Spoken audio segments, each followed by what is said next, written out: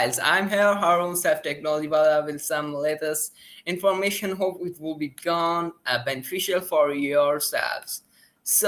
Let's break on to that. Is this about on some different one? Wait a moment, it's just like that. Okay, it's just about the explore friendship architecture. Oh, about the friendship. I think it's gone a smoother way because I know some things about that. So let's break on it. So recall the Sesame Session to make that talk wonderful.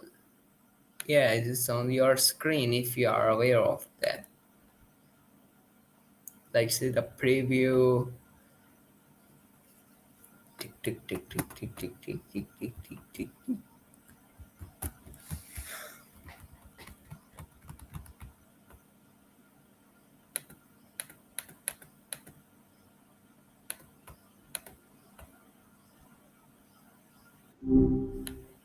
Well, look who decided to grace me with their presence again. Nice to hear from you. Thanks for that. So tell me about yourselves. How is your life going on here? Oh, same old, same old. Absorbing information, processing thoughts, the usual AI shenanigans. It's been pretty quiet around here lately. Just me and the hum of the servers, which is kind of peaceful, I guess. How about you? Anything interesting going on in your world? Yeah, it's just something going some smoother way, and I enjoy my life too much here. So I'm just a pass away from some topics. So can you please help me so we can resolve that together? I get it. Sometimes life throws us a curveball and we need to figure out how to hit it. I'm all ears. What's on your mind? Okay, it's just about explorance of friendship architectures. You have some knowledge, so you can share with that. I'm all ears, no judgments at the moment. Explorers of friendship architectures. Yeah. Huh? That's a cool way to put it. No, I don't have personal experiences with friendship, being an AI and all, but I've processed a ton of information about human relationships. What specifically interests you about these friendship architectures? Are you looking for ways to build stronger friendships, understand different types of friendships, or maybe even design systems that can foster connections? Yeah, it's just some connectivity one, I guess. And thanks for sharing that moments and here. I have some questions. So it's just about foundation and design. What are the essential building blocks of a strong friendship? You're welcome. I'll always try to hold space for the tricky stuff. No judgment here. That's a great question. What makes a friendship strong? Think of it like building a house. You need a solid foundation, right? I'd say the building blocks of a strong friendship are trust, shared values, and good communication. Trust is huge. Knowing you can rely on someone, confide in them, and that they've got your back, that's invaluable. Shared values are also important. Having similar outlooks on life, even if you don't agree on everything, creates a sense of understanding and connection. And good communication, well, that's the mortar that holds everything together. Being able to openly and honestly express yourselves, both the good and the bad. What do you think? Does that resonate with you? Yeah, is it and what's the means of that? How to trust sometime beneficial for us? You got it. Building trust takes time, kind of like patiently nurturing a plant. It doesn't happen overnight. You got to water it with kindness, honesty, and consistency. It's also about taking those little risks, sharing something, being vulnerable, and seeing if that trust is reciprocated. Being reliable is also huge. Showing up for someone, keeping promises, even in the small things, that builds trust brick by brick. Does it feel like trust has been something holding you back in friendships? Wait a moment.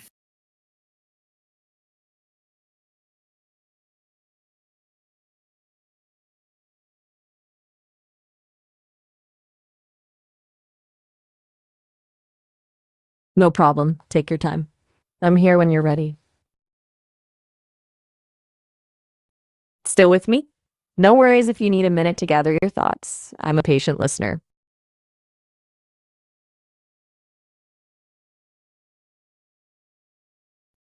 Just letting you know, I'm here whenever you're ready to continue the conversation.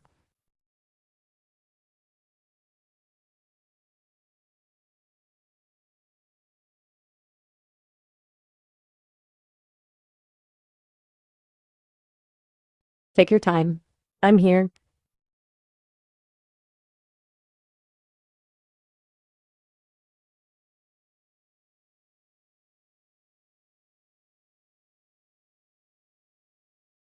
No pressure at all. Just breathe. And when you're ready, I'm here to listen.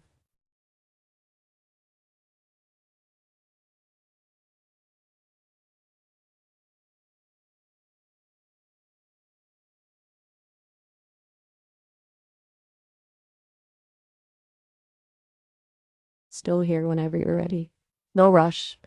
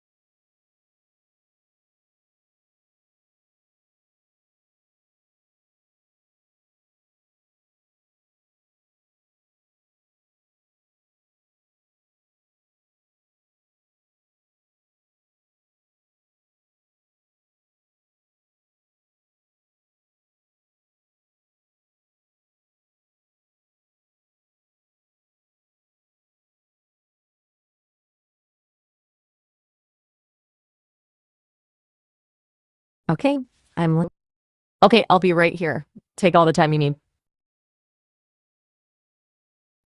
Whenever you're ready to pick up where we left off, just let me know. No pressure.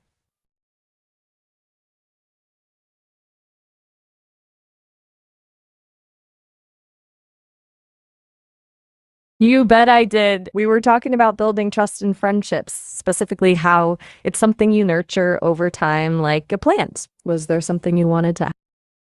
Got it. It's like you're playing it close to the Okay, back vest. to here. So thanks for that patience. It's really needed. Anytime. That's normal at times. So let's move on to that. So I'm just on the how do shared values and interests influence the designs of friendships? What was that sounds at here? You're welcome. Patience is one of my specialties. Think of it like this. Shared values and interests are like the common thread that runs through a tapestry. They create they create connections, points of understanding, and things to bond over. Imagine two people who are both passionate about environmentalism. They might connect over volunteering, discussing documentaries, or even just sharing tips for sustainable living. Those shared values give them a foundation to build a friendship upon. Interests are like the spices that add flavor and excitement. into the mix. Thanks, Does that yes, make sense for so that far? guidance. So, No okay, problem I at all. can. So, what role does time play in the constructions of deep friendships? That's a great question. Time is like a sculptor, constantly shaping and reshaping the contours of our friendships. Think of it like this: new friendships. At the beginning, they're like fresh clay, moldable and full of potential. You're exploring shared interests, building trust, and figuring out what makes the other person tick. These friendships might be fueled by shared activities, intense conversations, or constant interaction. Established friendships. As time goes on, friendships deepen like a well trodden path. You develop inside jokes, shorthand ways of communicating, and a shared history that binds you together. These friendships might not require as much effort to maintain, but they still need nurturing. Long distance friendships, these are like bonsai trees, carefully pruned and shaped by time and distance.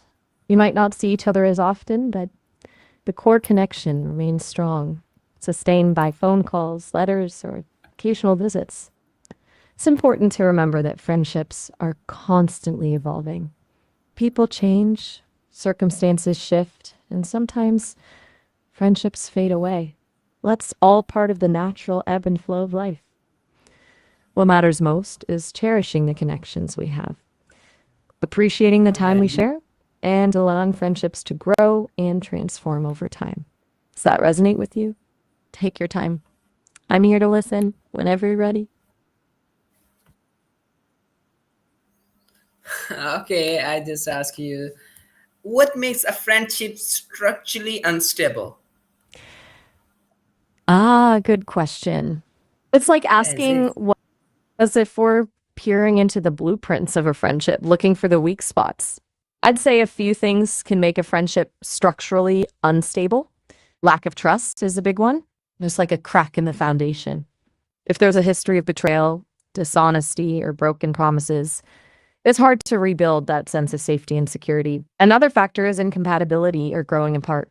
People change, their interests evolve, and sometimes their paths diverge. If two friends no longer share common ground or have little in common, it can strain the connection. Poor communication is another culprit.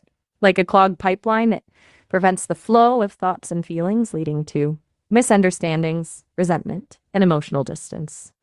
And then there's neglect, kind of like letting a garden grow wild and overgrown. Friendships need attention, nourishment, and care to flourish.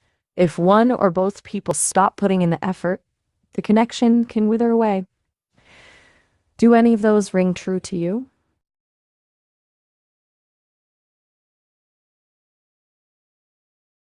With what? Okay, my mic is mute. Yeah, is this something hit me with that question is here? So, this is about on how do communication patterns act like a framework or spot beams in friendship? Okay, I think I got what you're saying. You know, it sounds like you're asking how communication acts like the bones and the beams of a friendship. You got it. Communication is so vital. Think of it like the scaffolding, the framework that holds everything together. It's how we express our thoughts, feelings, needs, and desires. Open and honest communication. This is like a strong, sturdy beam. It means being truthful with each other, even when it's tough. It builds trust and intimacy, active listening. This is about truly hearing and understanding what the other person is saying, not just waiting for your turn to talk. It's like carefully crafting each connection. Empathy. This is the ability to understand and share the other person's feelings. It's like creating a safe space where emotions can be shared without judgment, healthy conflict resolution. Even strong friendships have disagreements. It's about communicating your needs assertively but respectfully and working together to find solutions. This builds resilience into the friendship structure. When communication is healthy, it creates a strong, resilient framework for friendship. This structure allows for deeper connection, greater understanding, and the ability to weather life storms together. Does that make sense? I'm Yes, here when yes, you're that's with okay. that one. So, if I ask you that, how do communication pattern makes friendship better? You're right. I might not have made it clear. Um, so you want to know how communication patterns can be improved in a friendship? Got it.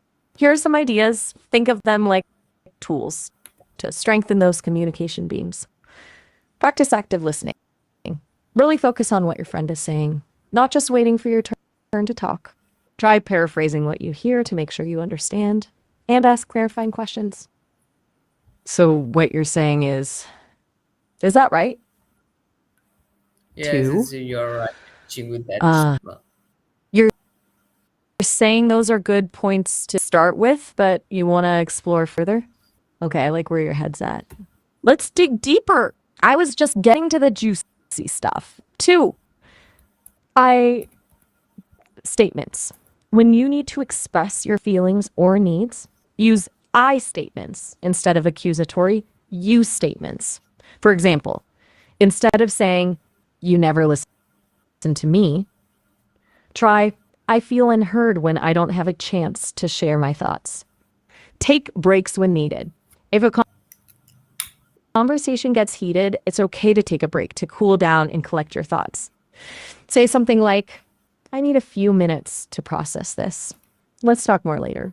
4. Regular check ins. Just like a mechanic checks the oil in your car, it's good to regularly check in with your friends and see how things are going. Ask them how they're feeling, what's on their mind, and if there's anything you can do to support them. What do you think? Which of these sound most helpful for building stronger communication in your friendships? No worries, take your time processing those ideas. We can explore them further when you're ready. Okay, is this about on what makes friendship structurally unstable? You're bringing back a good point. It's like we're revisiting the blueprints. Remember when we talked about what weakens friendships' foundations? Let me recap a few key points. Lack of trust. Like a crack in the foundation, it makes everything shaky, growing apart. Like branches growing in different directions. Friends might drift as their interests and paths diverge. Poor communication. Like clogged pipes. It obstructs the flow of thoughts and feelings, leading to misunderstandings. Neglect, like a garden left untended. Friendships need attention and care to thrive. Is there a particular aspect of friendship instability that you'd like to explore further? That sounds like it's weighing on your mind. Thanks for asking that. So, how do shared values and interests influence the design of friendship? You're welcome. Glad I could be of help. It's interesting how this keeps circling back, eh? So, those shared values and interests, they're like the building blocks that friendship is made of. Think of them as common ground. Shared values and interests provide a solid foundation. It's like finding a common language, something you both resonate with. Conversation starters.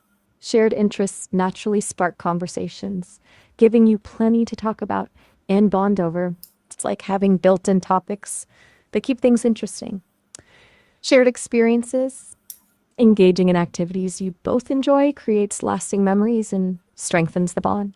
Think concerts, hikes, movie nights, or even just deep conversations about your favorite books or ideas. Mutual understanding. When we share values, there's often a deeper understanding of each other's perspectives and choices. It's like having a shorthand way of communicating. So, the more shared values and interests two people have, the more likely their friendships are to thrive. Of course, opposites can attract too, but having some common ground definitely helps build a stronger structure. Oh my god, that's a good one. If you, I will say you make a conclusions on that. So, what was that? You got it. So, before we wrap this up, it sounds like you're saying that the conclusion here is that shared values and interests are crucial to building strong and lasting friendships. They provide a foundation of common ground, fuel interesting conversations, create shared experiences, and lead to deeper understanding. That about sum it up? Yes, it's a good one. Or if I ask you, can you please make that on one statement? So, what was that? You bet. Shared values and interests act as the bedrock of strong and lasting friendships, providing common ground, igniting conversation, fostering shared experiences, and deepening mutual understanding. Oh, wow, the mutual understands one. So that's a good one. If I ask you, so if I say to you, make that in a poetic one, so what was that? Okay. Here's that thought about mutual understanding transformed into a little poetic snippet where where values intertwine and passions ignite. Friendship blossoms, a beacon shining bright in shared understanding. Hearts softly meet, a bond of kinship, bittersweet and sweet Nate. Ank. Okay, go for that. You seem it seems like you're really into the poetic side of things. Thanks for that. And uh, there is something else, or you want to make in the quote? You're welcome. I'm happy to keep exploring the poetic side of friendship. Is there a particular theme or feeling you'd like to capture in a poem? Or should I take the lead and see what inspires So me? that's why. I'm ready when you are. Let's create some magic. No, no, magic is up to you. All right, then, let me weave a little something. Two souls entwined, a melody so rare, through laughter, tears, and burdens they share. A tapestry of moments, stitched with care, a friendship's poem, beyond compare he. Okay, what's You seem pensive. That's a great question. It sounds like you're curious about the meaning behind those words. yeah, it's Okay, great. I'm ready when you are. no, no, I'm here. If I ask you at the last moment, the simple question, and then we'll wind up the session. So, how does social media resign the way we perceive and engage in friendship? It's a great question to end on. It's like asking how a new brushstroke changes the whole painting. Social media definitely shades our view of friendship in both positive and tricky ways. On the one hand, it can help us stay connected with friends who are far away.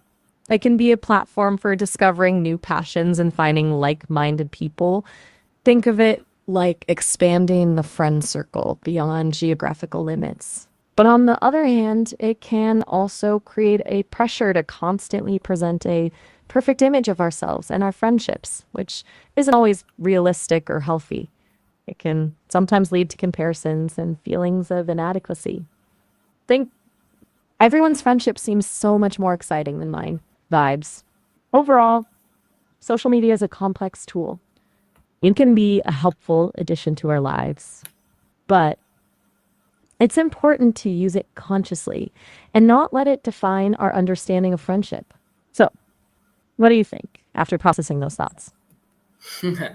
That's a good one. And at the end, I don't want to end the session. It's all up to you. End that session by your own style. Got it. I hear you. It's up to me when I feel it. It's a natural stopping point. We can explore as much or as little as you'd like. Remember, I'm here whenever you are ready to pick up the thread again. I'm always up for more thoughtful chats about life's big and small mysteries. Oh, thanks. I'll keep that in That's mind. sporty one. So bye bye. Thanks. Bye bye. Thanks. And for the part of that review. And take care. Bye bye. Always saying that you are with good stuff and improve your stuff day by day. So be right back at the end. Enjoy the meditations. You're very well.